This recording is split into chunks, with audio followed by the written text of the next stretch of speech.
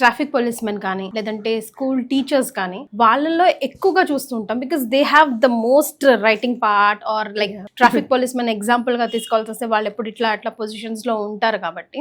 And ఎప్పుడు నాకు ఒక డౌట్ ఏంటంటే బాడీని వాడితే వస్తాయా ప్రాబ్లంలు, వాడకపోతే వస్తాయా? ఏజ్ ఫ్యాక్టర్ అండి. ఇప్పుడు లైక్ 40 నుంచి ప్రాబ్లమ్స్ స్టార్ట్ అవుతాయి, బోన్ ఇష్యూస్ అనేవి స్టార్ట్ అవుతాయి. 40 నుంచి 50-60 ఇయర్స్ నుంచి ఇష్యూస్ అనేవి స్టార్ట్ అవుతాయి. దేర్ మెనీ రీజన్స్ అండి to get frozen shoulder. First of all ఇది unexplained unexplained factors is not known అన్నట్టు. సెకండ్ ఇస్ డయాబెటీస్ లేని వాళ్ళలో కొంతమందికి ఏంటంటే ఓవర్ యూస్, ఎక్కువ రెపిటేటివ్ గా యూస్ చేయడం వల్ల లోపల టేర్స్ అయ్యి క్యాప్సూల్ అంతా ఇన్ఫ్లమేషన్ అయ్యి అలా వాళ్ళకి కూడా ఫ్రోజన్ షోల్డర్ రావచ్చు. కొంతమందికి సర్జరీ చేస్తారు కదా, ఇక్కడ ఏమైనా ఫ్రాక్చర్లు అయినప్పుడు మనం ప్లేట్స్ వేస్తాం. ఆ ప్లేట్స్ వేసిన వాళ్ళు కూడా నొప్పితో ఇలానే పెట్టేసుకో ఉంటారు, బ్యాగ్ లో పెట్టి పెట్టేసుకో ఉంటారు, మూవ్మెంట్ చేయకుండా.